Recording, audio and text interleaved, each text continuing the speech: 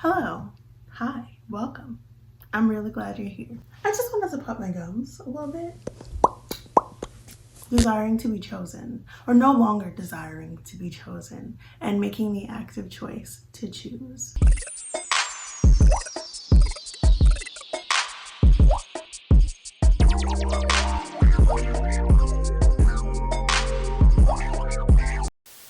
There's no real format to this. I'm really just popping my gums. Like, go get a snack. Go get some water or something. Talk back to the screen. Like, it's a good time. So I'm an introvert. I have never been the popular girly pop. The one with the huge friend group.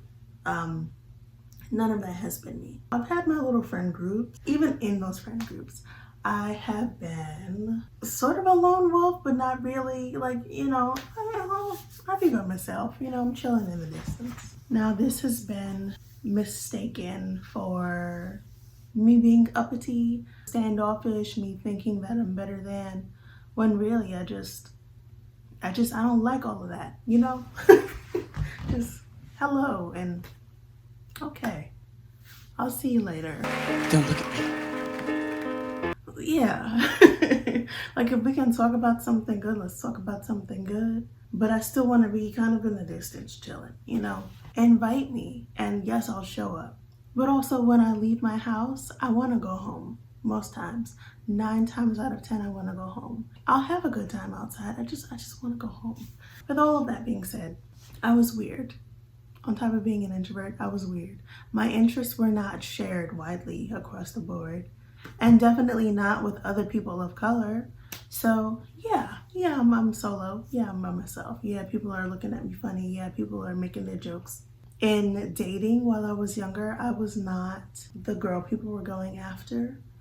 I looked different.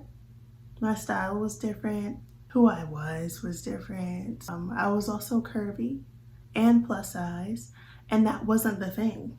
Like, that was not the thing where I was. I'm not for everybody. If I'm dating with intention. And the intention is to have something beautiful, something long term. That was not everybody. Like, no, it was this one, that one, boom, boom, boom. So yeah, no. I say all of that to say, I spent a lot of time wanting to be chosen. I spent a lot of time waiting to be chosen. And it was a passive way of living because I wasn't making the active decision. This is not to say that I didn't go out and accomplish anything. This isn't to say that I didn't try to go and follow any sort of a dream or desire that I had. That's not the case. There were things that, because I was waiting to be chosen, I endured some mess. And I've come here to share my experience and let you know that being in that space of waiting to be chosen, that's just not the place to be. I swear that's not the place to be for anything, like especially for people. I didn't have and I've been working to build it. I'm the kind of person, my mindset is, okay, well, you didn't have this, or this didn't happen, or this did happen.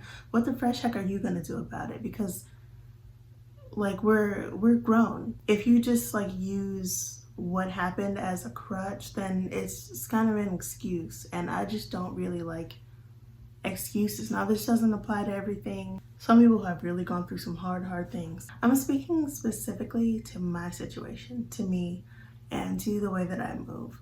But being in a space of waiting to be chosen had me enduring things that I should not have gone through. They had me missing out on red flags, overlooking them, but just completely missing them. It was that in conjunction with being dismissed for so much of my life, but it's not happening now. Things started shifting a bit when I decided to just start doing things by myself. And I loved that. I loved that very much. Like, yes, I'd been a solo kind of a person, but I also always wanted to do the friend things, just to go to the pizza shop and go to the movie theater and go get sushi with friends. And there were times absolutely where I did. Like, it's not to say that none of this happened, but I started to do those things more by myself instead of waiting for somebody to call me, or waiting for somebody to reply, or waiting for somebody to have the availability or have the funds to be able to go and do things. I started doing it because I wanted to. And that's something that I was so proud of. Unfortunately, I lost a lot of that with this last relationship, but I've been rebuilding to that point. And I'm very excited. Wait, I'll save that for the end. I think that, one, things happen because of abuse. I think had I made different choices, absolutely, so I wouldn't have endured it for so long. I think that honestly, with me and with not understanding what was going on, there would have been a part that wondered, like, hey, like, is it possible for things to change? Is it possible for treatment to get better? Is it possible for, I don't know, any sort of a better outcome? What I know is you can't go back in time. It's weird because it's like part of me thinks I should have seen it, I could have seen it, but the reality is I didn't know. And it's like, how can you make a decision on something if you don't know? And I wasn't in a place of valuing myself. So yeah, scratch that. Now I know. I know now. I have the realizations and the understanding that I have now. I can make informed decisions moving forward based off of my experiences. I can make the choice to choose what I want to accept and what I don't. I can choose how I want to respond to certain things. I can choose who I want to be around. I can choose who I allow in my space, who I allow into my heart. I can choose what I want to share, what I don't want to share. And when somebody tries to shame me, because this is something that happened, not sharing in a way that they want, I can choose to leave. I know now that I'm worthy of making choices. And I'm talking about like good choices. I'm talking about every choice, every single choice. I think there was so much of me not having a say for such a long time with many things. So when I got the choice to make choices, when I had the chance, when it was time for me to make choices, I was nervous too. I was scared of the choice that I would make. I was scared of missing out. Yeah. But what I know is I'm worthy of making choices. I'm worthy of the best choice. This was legitimately an affirmation that I gave. I gave my old students, and I miss them. And if for some reason you come across this, I hope you're doing well. And remember that you're worthy of the best choice. But I gave them that affirmation, and it was something that I needed. I'm worthy of the best choice. This wasn't something that I realized. Not making the choice to choose and waiting to be chosen had me in friendships and relationships where I was not seen, where I was not valued, where I was not loved in the way that I should have been loved, where I wasn't cared for in the way that I should have been cared for, where I wasn't freaking respected in the ways that I should have been respected. It had me wanting to go harder to prove, to prove myself. It had me wanting to go harder so that they can see it, so that they can see the goodness. And that's a mess. That's a mess. That's not okay. Because if they don't see it, they don't see it. And those are just not your people. Maybe they need glasses. Maybe I'm not the right prescription. And that's okay. And just keep it moving. And it's not to say that I just never chose anything. It's not to say that I wouldn't see something really, really ugly, like something overt, and choose to avoid it or choose to leave them alone. My family can attest to that. But since making the choice to choose and to be very specific, things have started to shift positively. Because now I'm really being more intentional about who I allow in my space, what I allow in my space, who I show up for, how I show up. It allows me to be the kind of friend that I want to be, because now I can give and I can understand my boundaries so that I don't burn myself out, so that I don't get taken advantage of. So now when it's time to show up, I can show up and show out. For so long, I found myself just happy to accept, but not quick to choose, not quick to select, not quick to inspect. If it's not making sense, if respect isn't on the table, no. And that's not something that, I don't know, it's not something that I really grasp. And then in situations where things could be explained or apologies could be given, I don't know, I stuck around and it's a mess. I do think in part the lack of choosing. I think it's kind of a cultural thing. Now, I could be wrong, and if I'm wrong, I'm wrong. But just looking at what I've seen, specifically with people of color, there's so much of this, or there was so much of this stay in a child's place kind of a thing. You'll get what I give you. I just feel like too much of that kind of a thinking. I think that it stifles people, or it takes away the opportunity for a person to advocate for what they want. It takes away the opportunity for dialogue, to have a discussion about what you want or what you don't want or why you don't like it or how it makes you feel. There's so much that goes into it. And it's not to say that you're just completely disrespected, but when you don't have the choice and then you can't speak up about not having the choice, I feel like that really does something to you.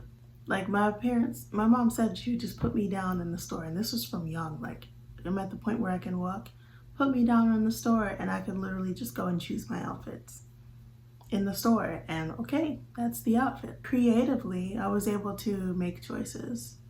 But when it came to some core things like freaking religion, no, that was not a choice. It's as for me and my house, we will serve the Lord. And it's just like, okay, well, I mean, that sounds nice for you, but I'm in this thing and I didn't get to make that choice. So now you're upset at me because I'm looking bored in church. And yeah, I was. I didn't want to go.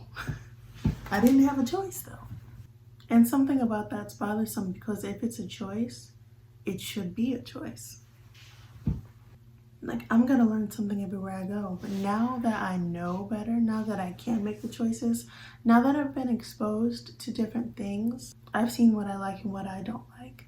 I've been making the choices that make sense for me. I've been making the choices that enrich my life, provide learning experiences in healthy ways, and choices that feel good.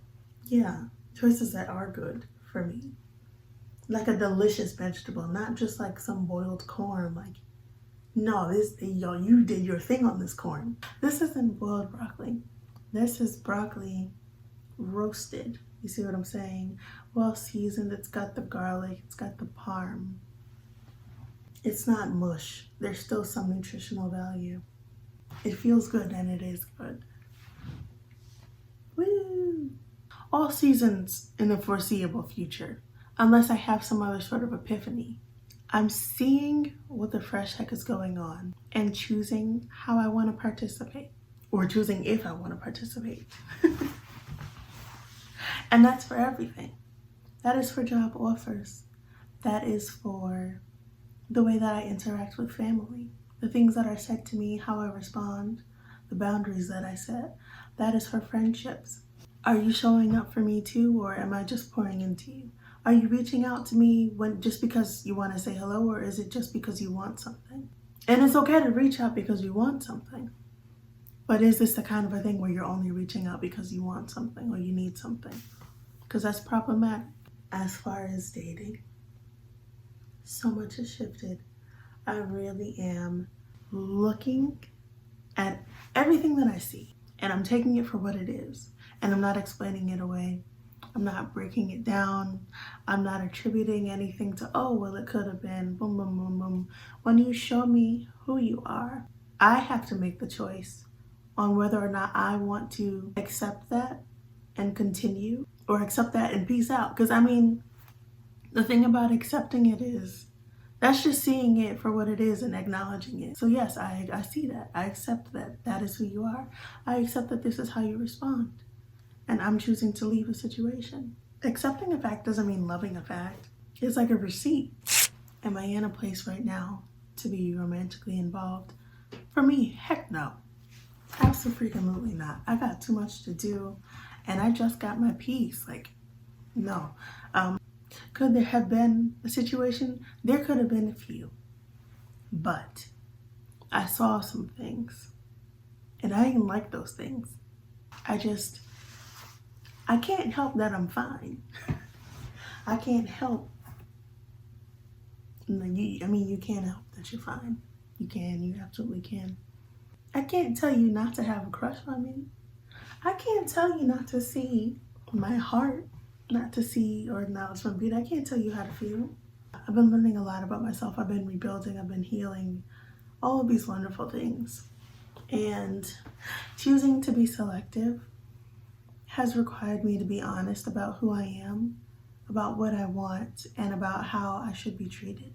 It's requiring me to really understand my value, to really be honest about the way that I show up, about what I have to offer, and the way that I treat people. It may also require me being solo, possibly, for a long time, or maybe I won't have certain connections, which I doubt, but I've accepted that that's a possibility. And honestly and truly, I would rather not have friendships. I would not have romantic relationships. I would not have relationships with certain family members if it meant that I had to be disrespected, if I had to be mistreated, if I had to go unseen and unvalued. I would rather have a goldfish in the corner. Because no, you're not dragging me to hell. I say all that to say, it's okay to be choosy. Despite popular belief, I'm choosing. I'm no longer waiting to be chosen. I'm no longer taking the passive route at life. I am making active decisions, and it feels good. I feel like that's the shift that I've needed. Since doing that, things have just gotten better. I feel like friendships have become richer. The relationships that I've had with my family, I see, unfortunately, some things dwindling down. It's like it's unfortunate, but is it really unfortunate if I'm not being seen or valued? I think that's worth the loss. I'm getting back to me. In making the choice to choose, I'm getting back to me, and I'm choosing myself. I went to my concert, my Vampire Weekend concert.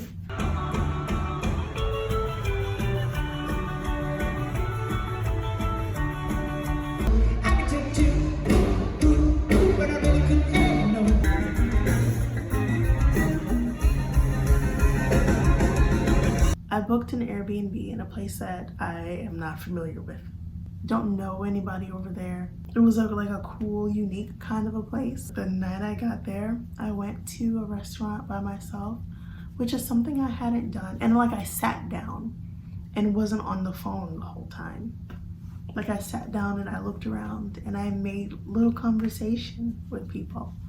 It's just like, who is she? Who is that? Because I hadn't done that in so long. I lost so much of myself. Oh, my little cousin. Oh, I'll text her after this. Don't let anybody shame you for wanting to have a say in what the fresh heck you want for your life. My challenge to you is to make a choice on something that you are normally passive with. And you just sort of accept. You just sort of, oh yeah, Just make a choice. That's it. It doesn't have to be a huge thing. Just choose something. Okay? Bye.